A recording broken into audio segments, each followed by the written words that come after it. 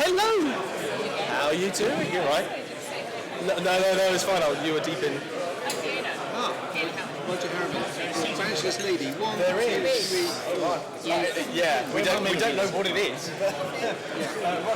Roger has a easy order. Yes. Ooh. Hello. Hi Fiona, I'm Jack. Nice to meet you. Fiona, Fintan. What have I done in the previous life to go first? Christina. Oh, okay. I'm just going to wear my bag. You've been a very bad boy. That's probably true. Yes. Hi Fiona, how are you? I haven't seen you for ages. When I was at school, my best friend was Oh, yes. so after 2 years,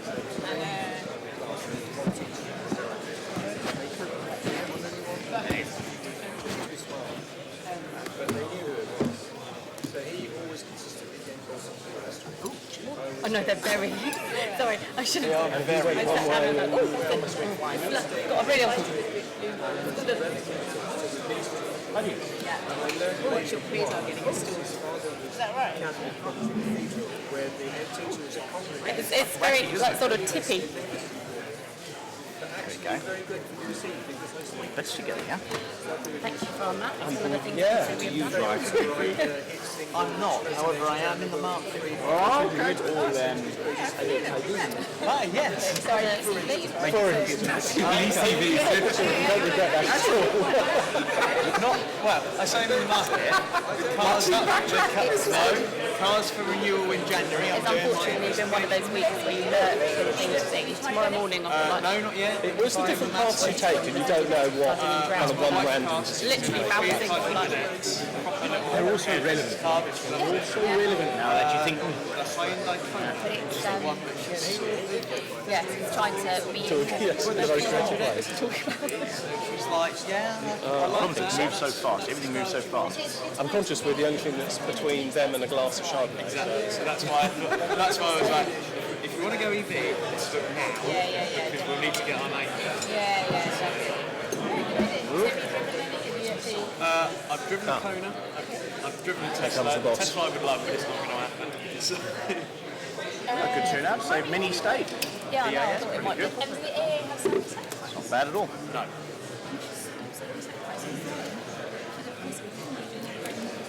Yeah, I know. Which is a big shame, but it's out of my control, that one, unfortunately. Hello. Are these microphones working? No. Can you hear me at the back? Can you hear me at the back now? Is anyone awake at the back? I'm just checking. It's a long afternoon, I know. Can you hear me at the back now, perhaps? Yes, that's wonderful. Okay, so my name is Roger Harrabin. I'm the BBC's Environment Analyst. I've spent all day chasing the air passenger duty story. Woke up this morning to hear that the government was considering reducing air passenger duty in order to keep Flybe afloat, contrary to the advice of its Climate Change Committee and about every other person that I can think of other than those in the aviation industry. Can I just have a little check as people, would you put your hand up if you think reducing air passenger duty is a good idea?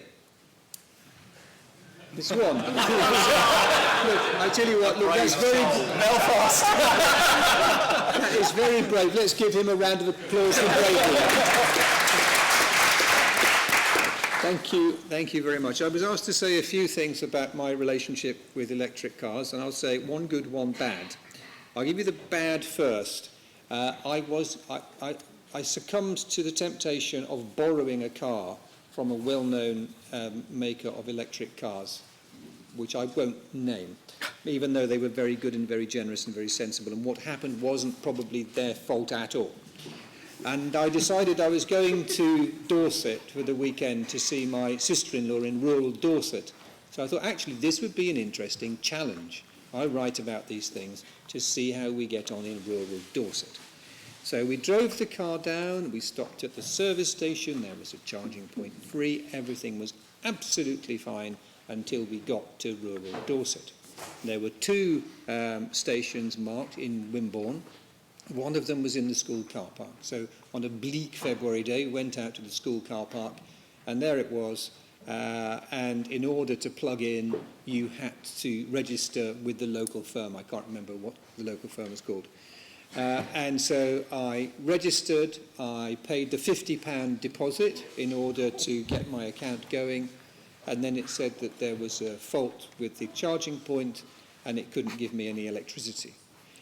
I didn't get the £50 back. I then went to the city centre car park, plugged in my car, or tried to plug it in, and it said, if you're having difficulty, which I was, please ring this number. And somebody said, oh, you're trying to pay by credit card? That's terribly difficult. You know, we haven't really worked that one out yet. So what I suggest is you just send us a cheque, and then next week you'll all be fine. If I say, well, actually, I need some electricity now. She said, oh, sorry about that. And so I was getting a bit desperate. So I went back to my sister-in-law's house and said, could we plug the car into the mains, which the firm had said could be done in extremis. Anyway, we plugged it into the mains. Pop! Every light in the house, every appliance instantly went out. So my brother-in-law went round switching off all unnecessarily televisions and everything else he could think of, including the fridge and the freezer. We put it on and it went pop again. He switched off all the lights in the house, every single electrical appliance. It didn't go pop, and it started to charge. After 5 hours, I had 6%. We managed to limp back. We managed just to make it, calculated, back to the motorway, that we could, if we could make it. And we just made it back to the motorway, and we were fine. We got home fine. My brother-in-law phoned me when I got home and said, Roger, the gas central heating is broken, and it's your fault. Now, to be fair to the cars manufacturers, they did try to sort it out and offer the money and what have you. But that was a little example, my only personal example of driving an electric car in the UK any substantial distance. That was the bad, in case you're wondering. The good was I visited Porto Santo in the spring near Madeira, the town that is going to try and get 50% of electric vehicles in order to back up its renewable energy. And there's a really interesting scheme there. It's got heavy discounts and heavy subsidies.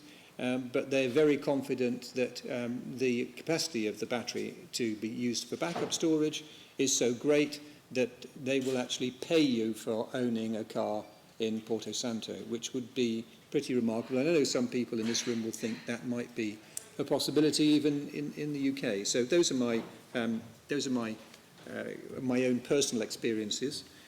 I've never ridden an electric bike. That would be the next thing. And actually, probably I ought to ask you guys a question at some point about shouldn't we be subsidising electric bikes if we're subsidising electric cars and we want to minimise electricity usage and pollution and congestion and all that stuff? Anyway, I'll leave that as a little provocation, which anyone can respond to if they wish.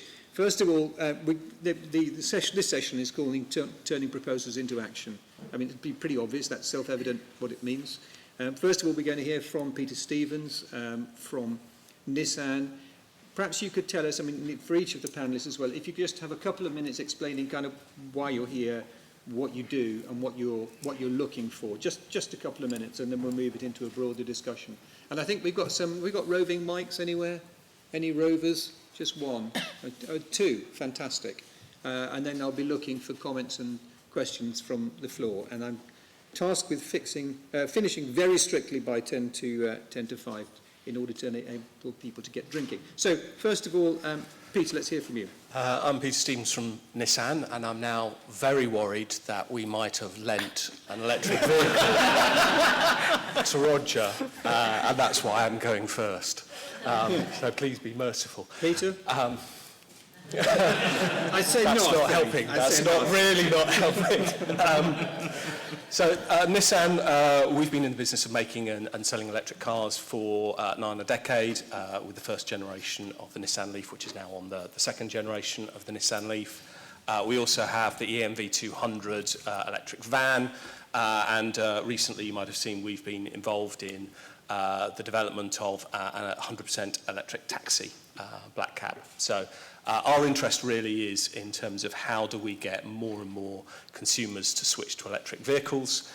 So it's great to be here and to see the product of the Energy Taskforce, because as the the Energy Taskforce says the energy system is a key enabler for greater EV uptake. And I think there's a couple of things I particularly appreciated from the report. One is the very strong customer-centric focus of the report and the work of the task force, because the consumer has to be very much at the heart of the transition that we are taking towards net zero. But I think it's worth just flagging that not all consumers are the same, and I think it's an easy trap to fall into, is to make assumptions about the extent to which consumers want to engage in the energy market, or for that matter with their vehicle. So that's just kind of one flag. I think the other thing that I found very positive coming out of the report was the positive contribution that electric vehicles can make to the future of the electricity network. I have to say I get really hacked off that every time I go on to LinkedIn, it seems I see a new post about how the lights are going to go out next week when you switch a kettle on and all the rest of it. And you know, there are serious issues about the capacity on the network, but there is also a positive story, not only about smart charging and the contribution that that can make to a more flexible grid, but also about vehicle-to-grid technologies and static storage, which will be unlocked as you see Second Life electric vehicles, so your Porto Santo example. It was positive to see that focus coming out in the report to say EVs aren't just a problem, but actually they are part of the solution as well. Can I ask you from Nissan's point of view, you've got the EU rules coming in, which presumably across Europe anyway will drive greater usage of electric cars. How's that going to play with the UK and Brexit? And I mean, I know it's not in your gift, but give us a feeling of how people are thinking in your organisation. I think what we're seeing is that there is a clear direction of travel coming both in the UK and the leadership position that the UK aspires to, but also from other European countries. So I think there is the European market is looking really quite exciting in terms of the direction that policy makers are taking, and that is linked to, obviously, the EU's leadership on the climate change agenda. So it feeds all the way through. And I think that electric vehicles have a key part to play within that decarbonisation of transport. And I think they also have an important role to play because it almost democratises some of the challenges around climate change, because it's something that concretely individuals can do. It's not something that is, if you like, hidden behind your electricity meter. A lot of the decarbonisation and the uptake of renewables has been invisible to consumers because it's been behind the meter. This is something that actually individual consumers can do something about. And the Brexit thing, alignment of rules and stuff, do you have any kind of inkling of the way that's going to go? I think as far as we see at this stage, both the UK and the EU are on the same agenda, are on the same path. So from that point of view, I don't see its particular relevant issue. We see this transition that Europe is taking, and the UK, as part of Europe, signed up to a set of commitments around Paris and COP21. So it's a journey we're on together, whether we are within the EU or outside of that. Okay, thank you. Let's move to Fintan, Slye. Tell us who you are and why you're here. So my name is Fintan Slye. I work for the electricity system operator. So we're the people that operate and manage the electricity system in real time, making sure that the lights stay on and don't go out when you turn on a kettle.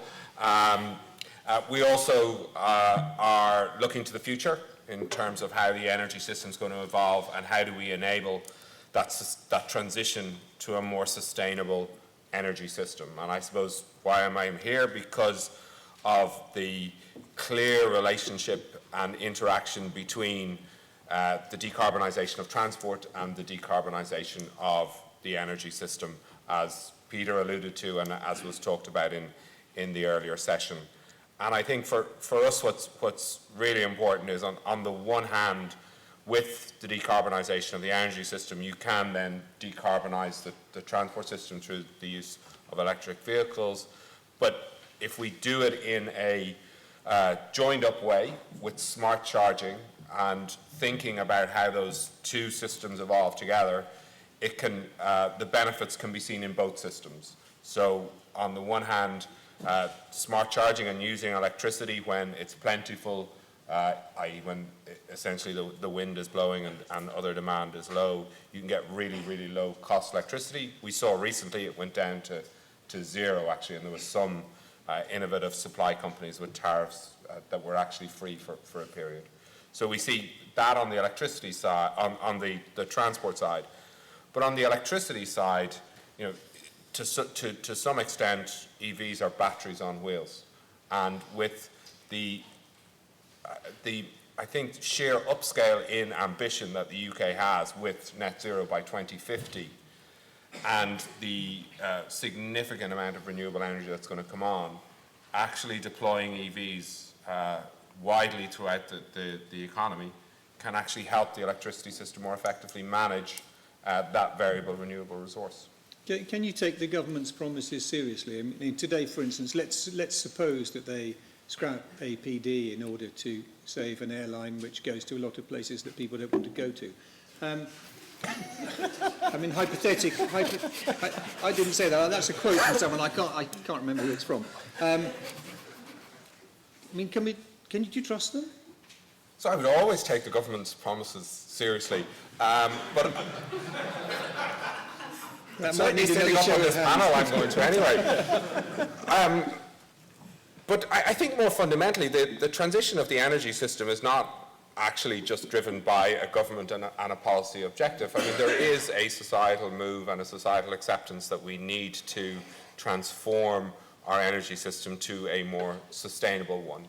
And if you're going to do that in the UK, it means that you need more low carbon or zero carbon electricity generation. That is and tends to be here offshore wind, distributed solar in the southeast, and potentially nuclear or CCUS as well.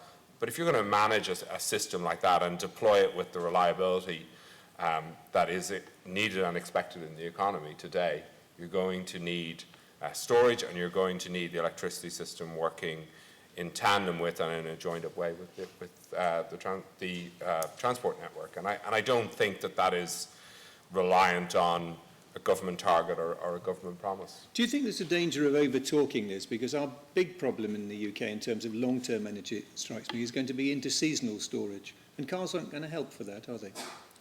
So cars won't help with interseasonal storage, but what they will help with is within day fluctuations. What they will help with is when you have large-scale, lots of, in particular, what we're seeing is lots of wind generation come on, in particular overnight as well, when other demand is low.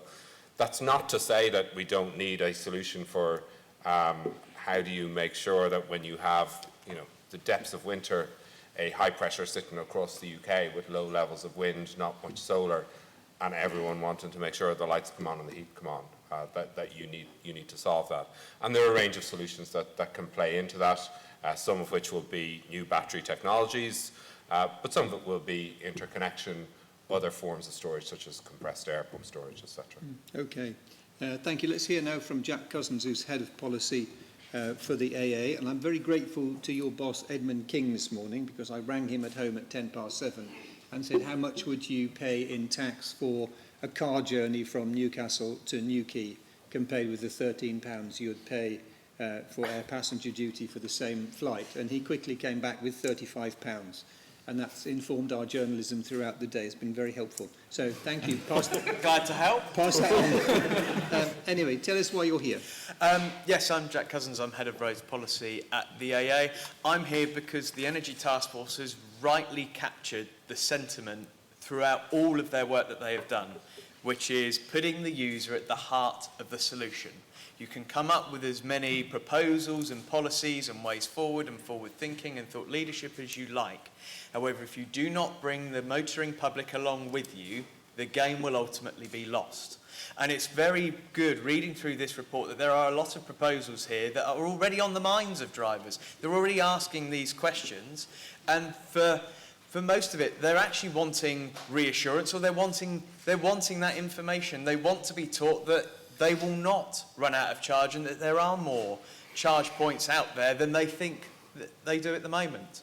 They also agree with the proposals around smart charging. We asked earlier this year in April in April 2019, and 59% of people said that they would agree with smart charging. They would be happy to go home, plug in their car, and the car to decide, I won't take the charge until the energy tariff is cheapest. But by the same token, 8 out of 10 said, I want the option to hit the override button if I think I need it. That's all well and good, but actually once we get people used to that system that they plug in and the car decides, and we encourage them to not hit that override system, only use it when you really need it, drivers will pick that up really quickly and will get them into this a lot quicker. At the moment, we've got 98% of the motoring public driving around in combustion cars. We've simply got to get them out of them as quick as we can do and get them onto a more sustainable, greener, cleaner transport. Electric cars is certainly the way forward, and we've got to do all that we can to help them get into those vehicles. A lack of charging points, or indeed their perception of a lack of charging points, is one of the top 3 reasons why people say that they will not yet buy an EV. We've got to do a lot of work to change that perception, and I think the proposals here today will go a long way to do that. We now need government to help make that the issue, help overcome that hurdle, and at the AA we will try and help overcome that hurdle as well. Yeah, but how are you going to achieve this? Is this going to be a word of mouth thing? Is this going to be a social media thing? I mean, it's a really major change in attitude, and I'm just wondering how long it will take. And that's the thing, is that we do need to drive change quickly. So yes, it will have to be a mixture of all of these things. It will have to be a mixture of social media. It will have to be adverts in newspapers and magazines. It will have to be a whole variety of things, even stuff like on-demand of watching televisions when you're watching, your iPlayer or 4 on demand or things like that. It's going to have to be innovative ways to get hold of people really by the scruff of their neck at the point where it's sort of beamed into their eyes or put into their ears when they're listening to podcasts, to give them that reassurance, sliding those adverts in that, yeah, EVs, you can do it, and this is the way you need to go. Maybe you need to hire Jeremy Clarkson. Well, he says he's And convinced. somebody's got to. Well, and that's the thing. We're going to have to pick people that will get hold of the public, and it might be that we pick people that you would not necessarily put in the car. We're going to have to look Duke at of Edinburgh? Prince Harry's looking for a job. But, I mean, ultimately, we are going to have to look at people who we wouldn't necessarily think would be the right people. And it could be that we have to delve into those realms of reality TV stars. Because, yes, you know what? As much as it's very easy to sit and sort of point fingers and laugh, they do have a huge amount of reach. And it's well worth using that reach for good, as opposed to selling some hooky diet pill. Okay. Thank you very much. Let's hear now from Fiona Howarth. Why are you here, Fiona? Hi, yeah. Actually, just on the Jeremy Clarkson point, did anyone see the drag race that Harris did, where he raced the Model 3, the Tesla Model 3, against some of the other cars? Because that was phenomenal. It was on Top Gear, and they lined up the Model 3 and they raced it against like a top-of-the-range BMW M3 and like a Mercedes, and I think it was an Alfa Romeo or something, and literally off the start line, it was so fast. The Model 3, I showed it to like a mum friend, that's what we do, mum friends these days. We sit there in restaurants and I'm like, yeah, I sell electric cars. And she's like, are they real? I'm like, yeah, they really are. And I'm like, look at this. And she's like, has it been given a head start? I'm like, no, that's just how good the cars are. So that's what I do. I go around and I talk about electric cars, and we help get people into electric cars.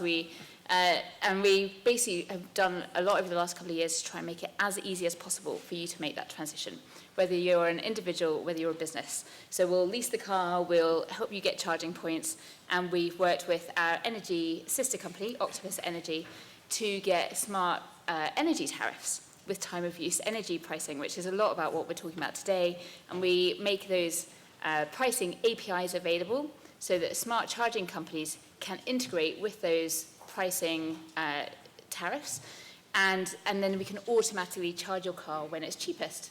So there's like a couple that are really interesting. One is the Agile tariff, which is a half-hour by half-hour tariff, which literally follows the wholesale market price. So it's inexpensive overnight, there's a small peak at breakfast, then it's relatively inexpensive during the day, and then it shoots up at peak times between 4 and 7.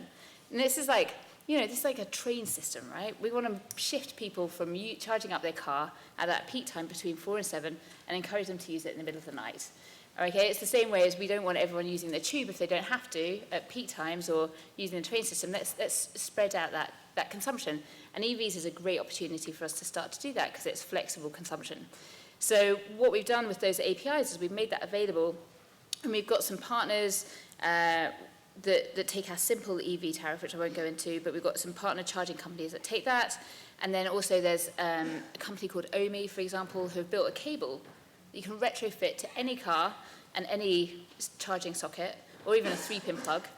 And it automatically says, okay, you say, okay, give me 80 miles worth of charge today. And it's like, okay, that's about 20 kilowatt hours. Okay, you need about 3 hours of charging. Okay, cheapest time tonight is 11 till 12 and 2 to 4, and it just makes it happen for you. You don't have to think about it. So a lot of the stuff that this report is going into today around the importance of smart charging and putting the customer at the heart of it, absolutely. We must do that. We must unlock it, and we must make it super simple. Because actually that customer doesn't have to think about it. It's like, yeah, I want 80 miles of charging, and then we just do it all for them. And actually, back to the points that were made earlier, is that agile tariff. Our agile tariff went negative a couple of weeks ago, and literally people were being paid to consume energy. And so at the point where we've got all this surplus wind and solar that you're talking about, you know, actually let's not pay wind turbines to turn off, which, by the way, we sometimes do. And let's pay people to charge their car, and then they can drive on green energy, like for less than free, literally for more money in their pocket. So Can I ask you just a small technical question, which has never struck me before, but just hearing you, it struck me. I mean, obviously, this type of charging is ideal if you're driving to your home and you plug in at your home. yeah. What if you're in inner city and you have to share parking points on the street? Yeah. I mean, you can't plug in and then say, I'm going to keep this plug occupied for the next 6 hours because I want the cheap electricity. Can you? Surely nobody would allow that. No, I mean, there's different pricing incentives in the same way as you might have parking pricing incentives, right? Between 12 and 2 near me, there's parking fines, right? Or there's parking charges. Or outside my kids' nursery, it's 9:30 to 4:30. Actually, we still want to discourage people in the same way. And what we're seeing on the energy side of the business, I think we supply around about 9 public charging operators. So the likes of Ionity and Genie and a number of other charging networks. And actually, we're speaking to them about this as well, because we can offer them time of use pricing, and actually they can offer that onto their customers, where it says, actually, if you come and charge overnight, then we can give you less expensive electricity through the public charging network. No, I'm just wondering how you do that on a public charging point. So you I rock up from home in my electric vehicle at 5 o'clock at night. I want cheap electricity. I've got to park outside my home to get it. Normally, I just plug it in ordinarily. But now I know I'm not going to get cheap power until midnight. Am I then going to sit and clog up that charging point until midnight? How are you going to overcome that? With the lamppost charging, for example, Yeah. a lot of people don't move their cars overnight anyway. So it's unlikely that your neighbours would expect you to get up at 1 o'clock in the morning and move that car.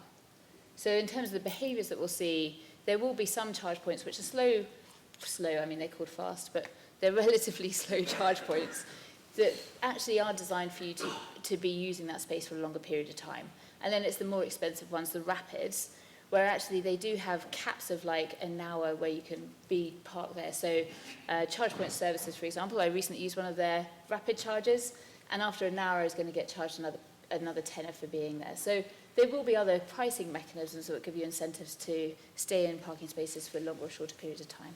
I have to say I'm not entirely convinced by that yet, but maybe I will be on pondering it. Christina Calderato is next. Yeah, why are you here? So I'm the Head of Strategy and Planning at Transport for London, and my team led on the TfL side of the Mayor's EV Infrastructure Taskforce. So that was running in parallel with this task force for a long time and involved lots of the same people, but they had very different focuses. So the Mayor's task force, clearly we had like a London focus. We were looking at that issue of trying to make sure that infrastructure or a perceived lack of infrastructure wasn't a barrier to take up, as you were saying. So trying to think about what we needed between now and 2025 in London to make sure that that barrier didn't kind of impede mainstream take up. So a different focus, but it's really good to see the complementary report now looking beyond that same time frame and obviously beyond London's borders, so we can try and get a much more kind of coherent view about how this needs to work together. In terms of what we see in the report, what's really, I think, great to see is the focus on interoperability, which we know is important for people, and I think as your experience suggests. And also, really importantly for us, I think, is about the focus on planning and coordination. So one of the actions coming out of the delivery plan from the Mayor's Taskforce was about having a London coordination body. So a kind of one-stop shop for to bring the right stakeholders together, to have information and advice, procurement support, a procurement framework, be able to offer data analysis and planning consents advice. And that's great. We recognise that we really need that in London, and that's underway, but I think it doesn't work if it stops at London's borders. So that focus on kind of national and local planning is really, really welcome. I mean, wouldn't it be a good idea if that government thingy did that? I think that's where we're coming to with this report today, which, as I say, is really welcome. I think in London we have kind of quite a high proportion of the UK's electric vehicles, and because of our own regulations, so we've talked about the taxis. So since the beginning of January 2018, all newly licensed black cabs have had to be zero emission capable. So we've had to make sure that we have charging infrastructure in London, particularly in central London, for those fleets that really need it. I was going to take you up on your challenge about the support for electric bicycles, or indeed non-electric bicycles, and just say I've heard a lot today about how we need to shift mindsets, that for a long time the pinnacle of human existence was owning your very own combustion engine box that you could drive with impunity whenever you wanted. And I think we just need to be careful that we don't shift that pinnacle to being owning your very own private electric car that you can drive with impunity whenever you want. It actually needs to be part of a sustainable transport system. So not losing sight of the fact that we need to be supporting other modes of transport as well, and just making sure that the essential traffic we do need to cater for is as clean as possible and is supported in making that switch to EVs. Can I ask you a very London-specific question? I travelled in a black cab the other day and noted the massive size and weight of it. It was battery-driven with a huge battery. I also met a chap who's designing something called the hydrogen microcab, which is about a quarter the size of a black cab and runs on hydrogen. And if it ran on a battery, would be running on a tiny battery instead of a huge battery. And I'm wondering whether perhaps you shouldn't have a bit of a more flexible system where you had lots of small cabs that could take one person, as many cabs are often occupied by only one person, running at a tiny fraction of the impact on the planet. So I think the thing about the role of the black taxis in London is very important. So a really important function that they serve for us is that they are wheelchair accessible. So I think that do they all have to be wheelchair accessible? black taxis, yeah. I know they do. Yes, they do. I mean, okay, fine. Yeah. I agree with you entirely. I'm looking at my watch and seeing a large pit in front of me. Ian Cameron, tell us why you're here. Hi, everybody. Sometimes it's great to be last in the queue. And now, as you're going, I was thinking, if I had a relationship with every one of you, and I think I have. So I have a Nissan Leaf and I love it. So well done, a 40 kilowatt hour. I'm working with Fintan and his team to see how we can stack value in the system so that we can try to move a market. I'm a member of the AA. Not that you ever need to use it with your Leaf, of course. I bought my EV from Fiona, and I'm on the Octopus tariff. And I was partners on the Mayor of London's Taskforce, and actually a lot of the work that we fed from the Mayor of London's Taskforce went into the EV Energy Taskforce. And a lot of that was saying, actually, we've seen these, what I call proverbial campfires being formed. And here's a little campfire if you've ever seen one. So that was just a bit of an insight. As this was going down, I thought, actually, that's amazing. So I think we should celebrate a bit where we've got to, but there's a lot more to do. So before I talk about EVs, I'm from a distribution network operator. And what that means is we own and operate cables and wires, and ultimately when something blows up your street, it's normally us that comes out, and it's normally a supplier you phone. So it's a bit of a convoluted environment, but ultimately we're there to make sure the lights stay on. But before we can start talking about EVs, I always got to talk about the energy system. And Fintan kindly just spoke about some of the wider decarbonisation, but I want to put a few figures on that to contextualise it for yourselves first. And many, many years ago, more than I would like to think, I started thinking about how we change our business to look at decentralised energy. What does that mean? And today I can sit back and say, actually, we've got 9 gigawatts against a 15 gigawatt peak of decentralised generation. So that's generation in your communities, right? 7 of which is renewable. So the second is decarbonisation. That's happening, so don't think it's not happening. And that's a fantastic journey that the energy system has been on. At the same point, it's quite volatile in terms of intermittency. What we've then saw was the storage, and we built the biggest battery in Europe at the time. It's now the biggest battery that we are selling in Bedfordshire. But ultimately, that says, actually, we're looking at grid scale. How do we store all this great renewable energy? And then, if you give you some figures on that, we've offered about 77 gigawatts of offers of grid scale battery. 2.4 gigawatt have accepted and paid us some money that says, yes, I'm interested to connect to your networks, of which 215 megawatts have actually built something. So there's a question in my mind there of why that hasn't unlocked. But then it came EVs, so I left storage, that came business as usual, and I moved on to EVs about 3 years ago. And that's fantastic, it's super exciting to be in this industry. We have 72,000 EVs on our network today, and you'll be glad to know that no fuses have been harmed in the fact, in connecting those 72. A high proportion, I think one of the questions came from the panel earlier today was, where are people going to charge? We've done extensive research of where people are charging today, and we've said actually where they're going to charge in 2028, 2030, and I'm happy to talk to that to you all day long. But what I want you to just leave Please is, don't, because I have to finish this session at 10. sorry, I just want to do one thing, thank you. I can't find the relationship with you yet, but we're going to work it out before we finish. A threat or a promise? I know where you live. So what we're preparing for is 4.1 million vehicles. And I think that's to try and give you some scale. We're at 72,000 now. By 2030, we need to prepare our networks, our 3 networks, for 4.1 million vehicles. So we're taking it seriously. And we didn't let DG down, we didn't let storage down, and there's no chance that we'll let any EV or decarbonisation transport down. I'll stop there. Thank you, Roger. Thank you very much. I think probably, given the time, I'll take a very quick question round here, and then I do want to hear from the audience. Could you people start putting their hands up so microphones can get their way? So there's a man here and another man there with the grey shirt on. And there'll be somebody there. We'll take comments or questions in a minute. I just want to have a very quick round, really, because this panel is turning proposals into action. Can I just hear from each of you one key action to be taken in order to have this revolution happen in the way that you guys want it to? So starting with you, Peter, one action that must be taken. Okay, next.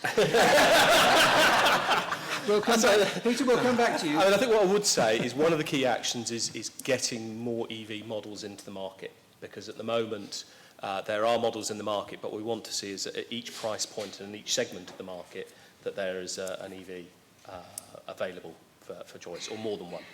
Okay, including SUVs? Including SUVs. Okay. Fintan? I think joined up thinking around open data for both transport and energy to enable some of the innovation that was talked about down here to foster. Okay, Jack? I would pick proposal 12, which was public transport information, which is easy and accessible for EV drivers. I would go one step further. It needs to be available for all drivers. Break down that barrier that there are simply more charging points than they think there are. Let's get over that barrier. So how would that happen? So you could use beaming it into sat-navs through which are built into the vehicle, so they show up. But that exists anyway, doesn't it? It does. However, what we need to do is, even when they're using things like Route Planner through the AA and through the AA app, we're now building that in so that people can sort of see that saturation, that drip, drip, drip effect, that actually there's far more charging points than I thought there were.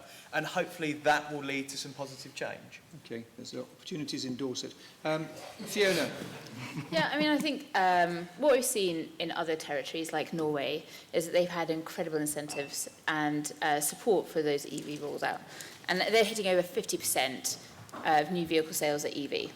And they don't have that good a charging network, actually. Do you know that we've got like way more public locations for charging than we do have petrol stations here. We've got over 10,000 locations where you can charge your EV, not to mention, by the way, every house and pretty much every building, because they all have electricity to them as well. So actually there's loads of places that we can charge. So why is Norway doing so much better than us? And we need to find a way in which we are incentivizing car manufacturers to bring their EVs here. Now, Nissan have been bringing EVs here, and they've been one of the leading manufacturers selling EVs here in the UK, Tesla too, but they are the two main leaders. Some of the others, we were talking earlier about the Kona, and like, do you know what? It's about a 6+ months waiting time for a Kona right now. And that's actually amazing, because last year you basically couldn't get your hands on it at all. And that's common across lots of these different cars. So yeah, the range is coming in terms of the different cars, but we need incentives for car manufacturers to bring quantities of these to the UK. And when you talk about changing that perception, there's a couple of things. One, it's viral. So you'll have that conversation with people at, you know, your barbecue or at dinner party, and it's like, oh, you've got an EV. Is it really good? Or at your mum's night, or whatever you're doing. And it's like, yeah, they've got really good. But actually, then you might go down to a dealer. And if that dealer doesn't have any incentive to sell an electric car to you, they might not be telling you the truth. To be honest, they might not actually know either, because actually training up all of these dealers with knowledge of the cars, of the charging, of energy tariffs is expensive and hard. And they don't really have an incentive to learn it, because they don't have incentives to sell EVs. They're still selling petrols and diesels. So until we get the car manufacturers really bringing volume and having incentives to sell EVs, then we won't see the uptake that we need. Thank you. Christina, key action, one key action? So I think the key action for me would be that coordination function and making sure that we have a really coherent national network. And if I could bolt on having a bit of momentum behind the actions as well, so that we just keep it moving. So Momentum from I think from all Labour the partners, Party, do you mean, or what sort of momentum do you I have in was mind? not thinking of them particularly, but I think about keeping up the kind of action. So we've been pumping out some of the actions from our delivery plan, and I think looking at this, we've got things like interoperability, great. By 2025 still feels like quite far away. It'd be nice to think we could do it all a bit more quickly and kind of keep up that drumbeat of making progress. Yes, Ian. One. Get on with it. So really, I think there's, in this space, there's clear policy. So I think we stop blaming government for lack of policy and all that nonsense. There's clear policy, there's clear recommendations, there's a lack of action. What I'd like to see is this report turn into some real action real quick. And I'll give you an example of how you turn innovation into action within the innovation trial. We're doing a project called Shift with Calderato, Octopus and others. And actually, they're delivering products, new products into the market in the trial. So they're testing things, and they're actually products. They're not trying, not talking to people saying, well, you're in a trial. They're going straight to product. And that's the speed we need to convert people. You can get, on 80% of the charging required in the UK now, you can get 100 amps, 80 to 100 amps from your DNO now. Why aren't we doing that, at least? Thank you very much. Let's take those two questions or points. Do keep them very short and say who you are and where you're from. Hi, yeah, it's Alex Earl from Alphen. I was going to ask a question which was very well explained by Fiona just now, so thank you for that. I mean, we heard from Gillian this morning, and we heard from Jack, passionately talking about the need to communicate to the wider public about EVs, myth-busting, and the like.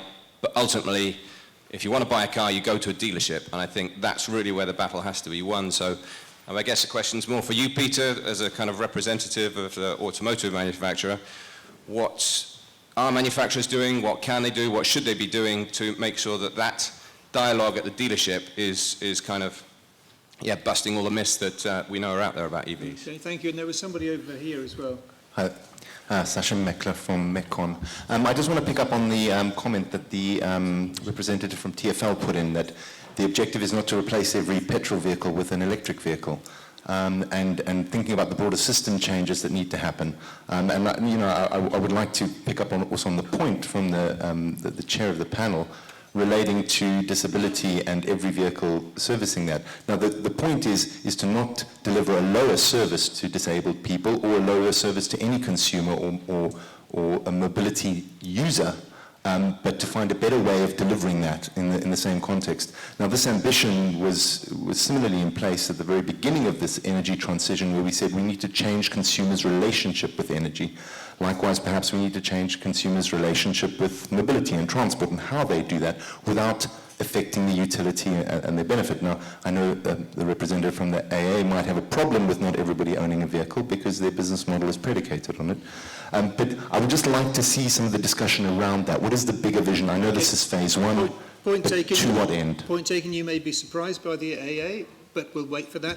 I just want to take one more comment from somebody or question, and then we'll bundle them. So, man at the back. Jeff Curran from Energy Live News. Ian, you do have a relationship with Roger.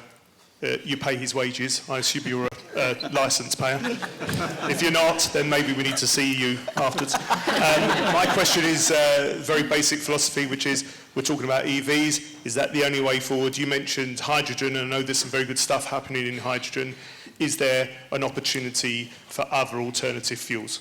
Okay, let's start with Peter then. Peter, could you take on the what are the dealers going to do, and how can you persuade them to do it?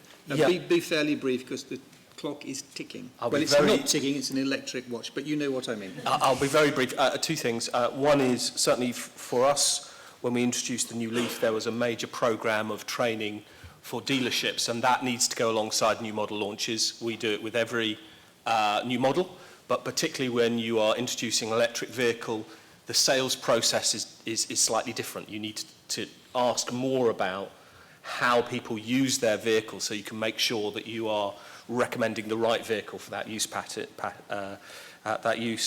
So there is a responsibility on us as OEMs to train our dealerships. The other thing I would mention is there is an initiative that the Institute for the Motoring Industry is involved in, I can't remember the name of it off the top of my head, which is around an audit process for the dealership experience around EVs. I'm being mouthed at, but I can't read it from here. But Andy will tell you later what that dealership thing is, and that's a programme that is, if you like, giving an audit process for what that sales experience is like. So I think there are things that we are actively doing to increase that experience. Thank you. And here for the surprise. Well, there are certainly things dealerships can do, but... No, Joe, you're going to tell me about the relationship with cars. That's the surprise. That's the surprise. No, I mean, we've been big advocates for the park and ride in Cambridge. It's taken 4 million car journeys out of that city, and we advocate people who are living and working in Cambridge use that system. It's priced at a really good rate, and it's reliable. So we are advocates that where there are alternative methods of transport that are affordable and are good, people should be using them. Likewise, don't take your car for that 1 minute journey to the shops to pick up your newspaper on a Saturday or Sunday. Walk or use your bike. We encourage people, you know what, for those short journeys, get out of your car and explore the community around you. You'll be surprised at what you see. And actually, there are real benefits to doing that, not just for your health, but for the health of everybody, because you're not using your combustion car. And indeed, even if you were in an EV, I'd still say walk to the shops 2 minutes down the road. I was going to come back on point one, which was what more could be done to buy EVs. We announced on Monday that we should take the lead from Norway. We should scrap VAT on the purchase of an electric vehicle. That would be a huge incentive and will be very influential for families up and down the country who want to change their car from combustion to electric. 3/3 of drivers said it would be influential, and indeed low-income families said it would be very influential. 1/4 of low-income families said scrapping VAT would be very influential to them. One of the other things that we could look at is a scrappage scheme similar to the one that was run back in 2007-8, when, yes, with the history of hindsight, we shouldn't have been going for diesel. We should have been going for the cleanest possible fuel. However, a scrappage scheme of that ilk, get rid of that combustion vehicle, get into the electric. We should be looking at government to activate those policies, be bold, ambitious, to use the Prime Minister's words, let's level up. Let's go from combustion and let's go to electric. And he has the levers of power in order to do that. Thank you. I should say I was around at the time and reporting at the time when the government made that diesel decision. And although it's good for journalists to criticise government, and we habitually do it, I remember at the time that the government was being promised, very deeply promised by the car manufacturers, that they could put filters on, which would sort out any problems with diesels. And the thing about government, as you all know, is they don't have as many technical experts as industry. And there comes a point where you have to trust industry because they know more about it than you do. And they trusted industry. It was a very bad mistake. but I think some of us feel that the government have had rather too hard a rap for it. Anyway, I don't often say nice things about the government, so we'll bank that one. Christina, would you raise this point, or take this point about hydrogen vehicles? What do you think is the future for hydrogen, or are you gone all electric? No, so we, in terms of policy and regulation, we are kind of fuel agnostic, so we don't specify what fuel types. So taxis don't need to be electric, they just need to be zero emission capable, and the futures are that they're zero emissions and we set them at Euro standards. So any fuel type that can meet the standards that we've set can be licensed. But isn't that a bit disingenuous? You're putting in, encouraging a massive input of electric stations, but you're not of hydrogen. So you have made a technical choice, haven't you? Well, I think, so particularly the charging infrastructure in central London, which was needed for taxis because of the way they need to operate their businesses, need to be able to charge quickly in central London during the day. Since the requirement came in 2018, there has been one taxi model which has been available which met the standard, which was a hybrid, and now we have the Nissan, which is a full electric. So there are only two, and they are both currently electric, so we need to make sure that we're providing that infrastructure. Okay, Fintan, briefly. I think in terms of private cars, the EV is significantly ahead of where hydrogen is at, but I think hydrogen will play a part in the decarbonisation of the energy system as a whole, and potentially in transport around more heavy transport around articulated lorries potentially, and in shipping potentially. So there is a role for hydrogen, I think, in the overall decarbonisation. Okay, thank you very much. I think I'd better wind things up now with just a very brief anecdote about Lord Brown, John Brown, who invited me once to the Royal Geological Society annual dinner when he was president. To my astonishment, I was sitting next to him, and I thought, crikey, that's a bit odd. What's this about? Anyway, we had a very convivial dinner. The port was circulating around the table, and I thought the time was right, because at that time, George Bush Jr. had made a big commitment to the hydrogen highway. The US, particularly the West Coast, was going to go hydrogen. It had chosen hydrogen over batteries. And I waited till Brown had had several glasses of wine and port, and I said, you know, I think you guys in petrochemicals, you want to go hydrogen so you keep control of the charging infrastructure. Is that right? He said, yeah. And I thought, oh my God, how can I get this on tape? So I said, would you say that into my microphone? So he looked at me and he smiled and said, pass the port. With that, I invite you to give a big thanks to this panel, which has been really great and has a lot more legs in it, but the legs have just been chopped off because it is 10 to 6. So let's thank the panel, please.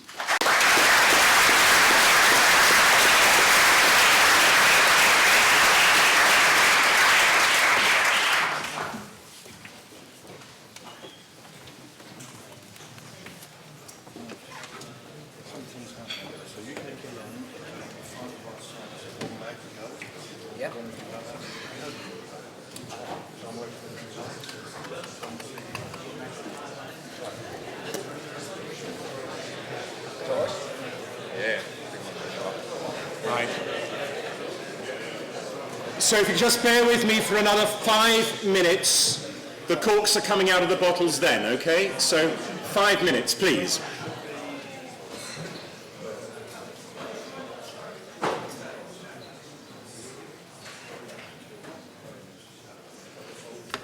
So just to round off, but I think it's been a really good afternoon.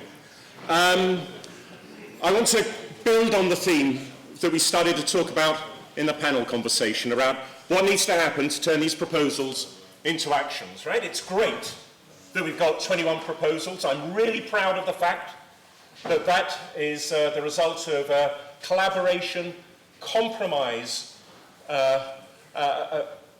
across so many disparate sectors of the ecosystem. I also incidentally think we need to get back to the energy system part of the equation here. I mean, this is a great example of the fact that this is a complex system challenge, but we are trying to focus on the energy system response to that. And I thought I'd start just by reminding ourselves of the urgency of the agenda. This is a summary of the dates that we've recommended in the report for implementations of the proposals. You can find it in the report. I can't remember the page now, but it's all there. What I would note, what's important, is that those lines are the pace of the slowest.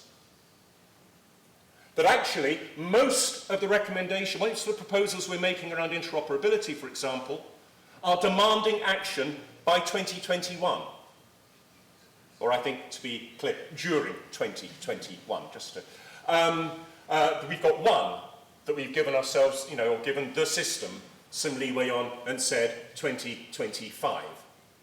All right, so the task force is utterly clear that this is a crashingly urgent agenda. If these are the enabling steps that are necessary to unleash all of the market reactions and responses that build on the great stuff that's already happening with some of the really innovative pathfinders in the sector, then we have to get these foundational steps out of the way ASAP. So what might that mean? I thought there was another slide, but maybe there isn't. Right, there isn't another slide, so that's fine.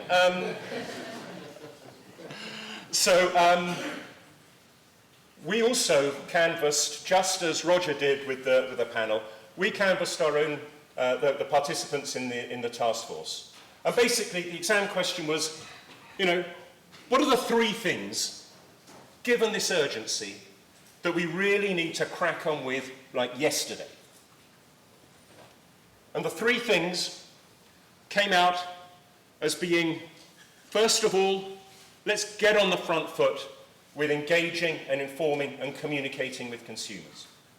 And there are members of the task force group that are willing to sign up, to get behind that, and to start to engage with government and other bodies to make that happen.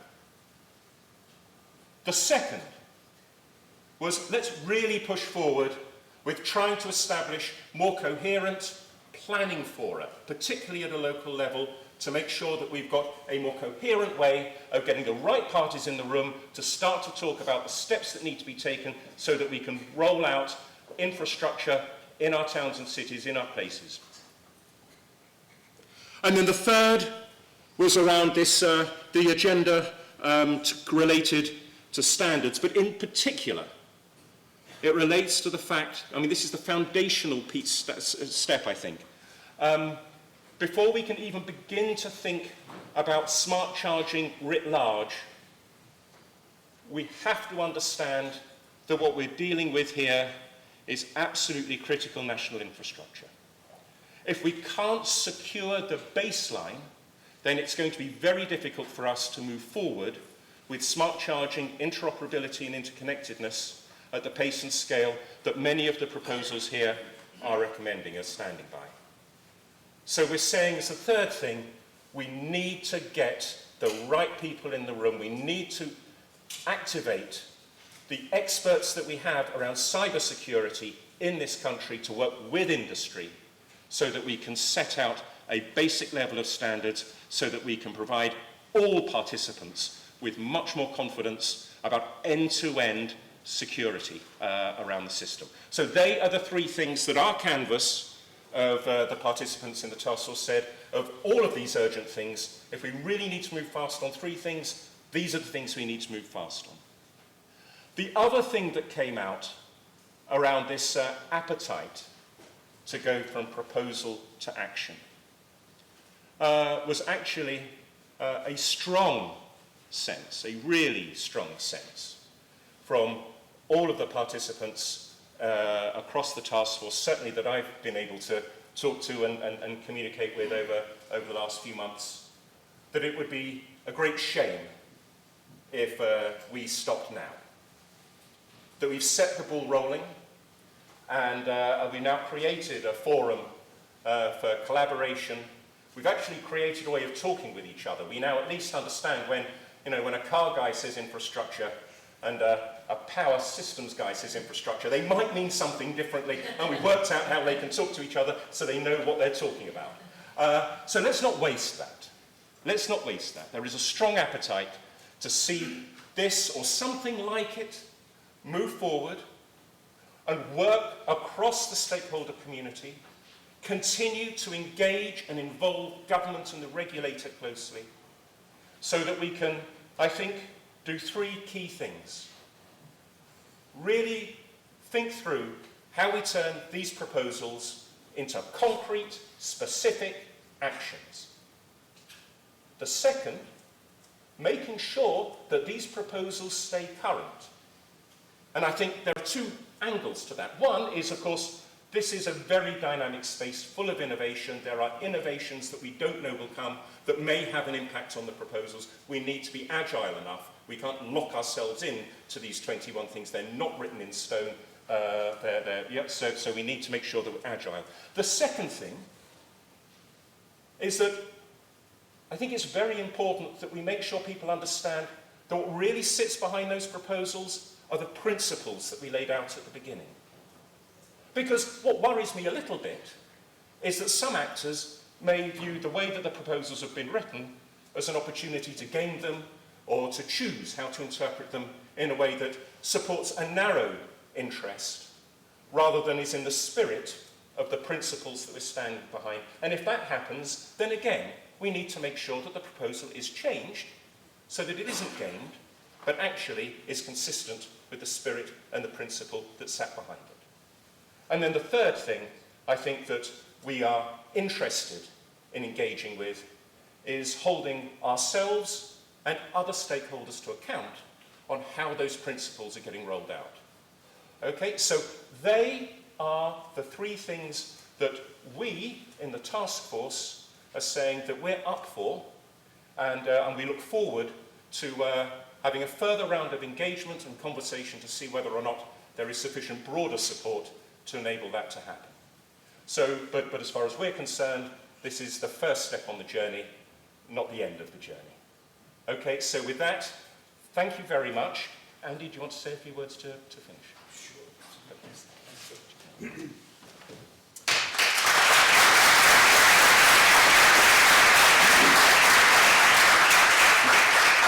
Thank you very much indeed, Phil. I realise I stand between you and a drink, so I'm aware of the precarious position in which I stand, but I will just take a couple of moments. One of the key things I wanted to do, we started out probably 3 years ago, John, I think, with our electric vehicle network concept, trying to bring things together. There's a lot of the same faces in the audience here who were part of that. Really, we could see the complexity building, and the task force is actually a great example of how the low CVP tends to work and grapple with some of these subjects. And part of our role within this is to help Phil and continue to deliver on the task force, but also I get part of my money from membership, so actually joining up to help us along this journey as well. And I think we're halfway there. We've created the community. We've got a really good understanding of the evidence. Now, as Phil said, is the time for action. This is the time for influencing, shaping that policy, shaping the information that consumers get, and ultimately for accelerating the market. So that model is absolutely the low CVP principle. And I think the task force is a great example and far extends beyond the low CVP membership. So I'd like to thank excuse me, all of the task force members for that. What we are going to do in terms of moving forward, as I say, is really pick up on some of these primary actions, and that's an absolute commitment from us within the low CVP, and we would welcome you coming and joining up, and we'll certainly be monitoring that as we go forward. I guess after that, it just leaves me to make a few thank yous really for getting this far. Firstly, I think the main thing is to thank the 350 organisations and members who've been a part of this, and quite a number of you are left here in the room and are welcome to have a drink as thanks from us. I think more importantly though, the steering group, the amount of work that the steering group, the people who've been up on this stage today have put into this has been phenomenal. It's been absolutely exceptional in my experience, working within this space for probably 15, 16 years in this, within the low CVP or with the low CVP. And I don't think I've ever seen the amount of engagement. So Personal thanks to all of the leads, the work package leaders. I know, having seen the emails coming out in the middle of the night, I know exactly how much work they put in, all unpaid, voluntary, because they believe in this and they're passionate about this. So thank you to that team for their support. Administratively, Fiona and Laura today from Connect in terms of making this happen. Thank you very much indeed. Two visual thinkers, Sharon and Mark downstairs. They will be there for the drink and keep helping them with their illustration and things. And there's a few very personal thanks and specific thanks beyond the group that we've mentioned. Chris Lowen, I don't think he's here with us, but Chris Lowen from E4 Tech came in at short notice, helped us function within the low CVP. So many thanks to Chris. My team in particular, I'm going to single out Alec Thompson, who's been absolute key part of the whole EVET, despite some of the activities we've thrown at him alongside that. So Alec, Gareth as well. I don't think we've mentioned Gareth. I think you're still here, aren't you, Gareth? Apologies, I can't. Yes, Gareth Evans, who was brought in by the team at the Energy Systems Catapult, really to help craft the report. So a lot of what you see in the words and content has actually come from Gareth typing and then a huge amount of collaboration on overseeing that. But thank you very much indeed for all of your support throughout, Gareth. Specifically and indeed personally to John, my deputy, who has really been, I think as Phil highlighted, the engine room. If there is an engine room in one person, that is John. And what I would say is most of those emails at the middle of the night were coming from John, probably. So many thanks indeed to John. He is absolutely the core of this. And it also behoves me, I think, to thank Phil personally. He came in, grabbed a hold of what was definitely a room full of cats to be herded in terms of this group and trying to bring it together. And I think he's done an absolutely incredible job taking us from a really unknown sort of set of criteria to what is undoubtedly a key report, I think, that we will be able to take forward. So, Phil, thank you for all your help and support. I think Phil has been one of the key people who's made this a great success, working closely with the team from OLEV. So, without further ado, or actually with one very small bit of further ado, I believe there's been a white iPhone found. So if anybody has lost that, that can be retrieved from reception. If it's anything less than probably an iPhone 6, I wouldn't bother, but that's down to you, I guess. And in which case, I think do please join us upstairs for a drink. I think you all deserve it, partly for contributing and partly actually for sitting through and listening to all of this detail. I think I'll leave you with one comment. What I hope in a year's time, and I'm going to pick on Ian Cameron's comment looking at the panel. Ian said that he had a relationship with the purely platonic relationship with everyone on the panel, including that. So there is an element here, and I think we're probably an example that we're preaching to the choir. So what I hope is, in a year's time, we can have a panel up there here who have absolutely no relationship and probably haven't even heard of each other, but are all talking the same language with the same vocabulary and are all part of this journey moving forward. So that's my task for a year's time. Hopefully government will help us with that. But with that, let's go and have a drink and celebrate the fact that the EVET is and now has delivered. Thank you very much indeed.